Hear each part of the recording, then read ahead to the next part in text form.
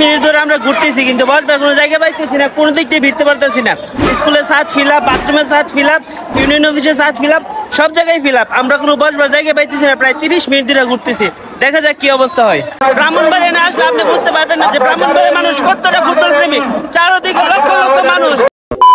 আসসালামু আলাইকুম। আজকে আমি চলে আসছি ব্রাহ্মণবাড়িয়া জেলার সুহিলপুরের ফাইনাল ম্যাচ দেখার জন্য। আর আজকে সুহিলপুর একাদশ বনাম মোহনপুর একাদশের খেলা। মাঠে আসার পর দেখি পা রাখার জায়গাটুকু নেই। তারপর আমি মাঠের ভিতরে চলে যাই, আর চারদিকে শুধু মানুষ আর মানুষ। স্কুলের ছাদে মানুষ, টয়লেটের ছাদে মানুষ, ইউনিয়ন অফিসের ছাদে মানুষ, মসজিদের কার্নিজেও মানুষ, এইদিকে গাছের আগায়ও মানুষ।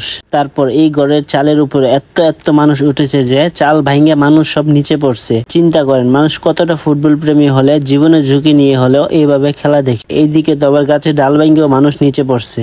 আর আকাশের অবস্থা খুবই গরম ছিল, যা বলার বাহিরে। তারপর হাজার হাজার মানুষের দল। আর হ্যাঁ, আপনারা ভিডিওটা কে কোথায় থেকে দেখতেছেন কমেন্ট করে জানিয়ে দিন, এবং অবশ্যই ভিডিওটা শেয়ার করে আমার সকল দেশ ও প্রবাসের ভাইদেরকে দেখার সুযোগ করে দিন। আর আজকে মোহনপুর একাদশ চমৎকার খেলেছেন, সেই সাথে সুহিলপুর একাদশও দারুণ খেলেছেন। কিন্তু ব্যাড লাক, তারা হাফ টাইমের আগে 1-0 পিছিয়ে পড়েছে। তারপর হাফ টাইমের পরে ভালোই খেলছিল সুহিলপুর একাদশ। হঠাৎ করে টুকুস করে আরেকটা গোল করে ফেলেন মোহনপুর একাদশ। সেই সাথে 2-0 এগিয়ে যান মোহনপুর একাদশ। তবে ভাই সত্যি অনেক মানুষ ছিল, আমি তো মাঠে ঢুকেও জায়গা পাচ্ছিলাম না এক জায়গায় বসার জন্য। তারপর হঠাৎ রেফারি বাঁশি কল দেন, মোহনপুর একাদশ 2-0 জয়লাভ করেন। আর দেখেন মানুষ কত মানুষ। আর হ্যাঁ, আপনাদের জন্য একটা কুইজ আছে। এখানে কতগুলো মানুষ বলতে পারলে আমার পক্ষ থেকে পেয়ে যাবেন আকর্ষণীয় পুরস্কার। এই পুরস্কারটি পেতে মানুষ কতগুলো আছে আপনারা অবশ্যই কমেন্ট করে জানিয়ে দিন। তো আজকের ভিডিওটা এই পর্যন্তই। দেখা হচ্ছে আগামী কোনো ভিডিওতে। আর ভিডিওটা অবশ্যই শেয়ার করে দিবেন। আল্লাহ হাফেজ, টাটা।